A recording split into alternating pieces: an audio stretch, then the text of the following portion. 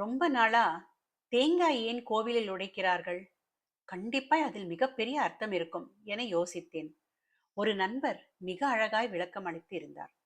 அது உங்களுக்காக வழிபாட்டுக்குரிய தேங்காயில் ஒளிந்திருக்கும் தத்துவம். தேங்காய் தரும் தென்னை மரமும், வாழைப்பழம் தரும் வாழை மரமும் மக்களுக்கு தம்மிடம் உள்ள அனைத்தையும் தந்து உதவுகிறது. இவற்றின் எந்த பாகமும் வீணாவதில்லை.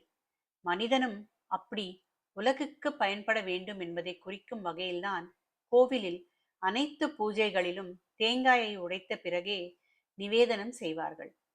தேங்காயை உடைப்பதே நம் ஆன்மாவை சுற்றியுள்ள மும்மலங்களை போக்குவதற்குத்தான்.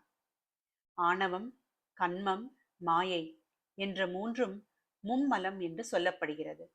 தேங்காய் மேல் இருக்கும் மட்டைத்தான் மாயை மலம் எனப்படுகிறது. மட்டை எனும் மாயை மலம் நீங்கினால் அடுத்து நார் எனும் கண்ம மலர் வரும். கண்ம மலம் நீக்கப்பட்டால் தேங்காயை சுற்றி இருக்கும் ஓடு தெரியும். அந்த ஓடு ஆணவ மலத்தை குறிக்கும். ஓட்டை உடைத்தால் தேங்காய் இரண்டாக உடைந்து உள்ளே இருக்கும் வெள்ளை பருப்பு தெரியும். இந்த வெள்ளை பருப்பை பேரின்பம் என்பார்கள். ஆக வாழ்வில் மாயை, கன்மம், ஆணவம் என்ற மும்மலங்களையும் விரட்டினால்தான் பேரின்பத்தை பெற முடியும் என்பதை தேங்காய் உடைப்பதன் தாத்பரியமாக சொல்கிறார்கள். தேங்காய் உடைப்பதில் இன்னொரு தாத்பரியமும் உள்ளது. தேங்காய் உள்ளே இருக்கும் இளநீர் உலக ஆசைகளின் அடையாளமாகும்.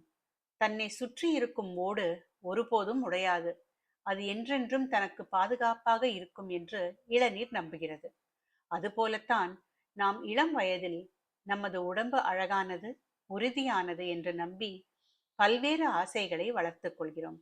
ஆனால் மனம் பக்குவம் பெறும்போது நமது உடம்பு சாஸ்வதமானது அல்ல என்பது புரியும்.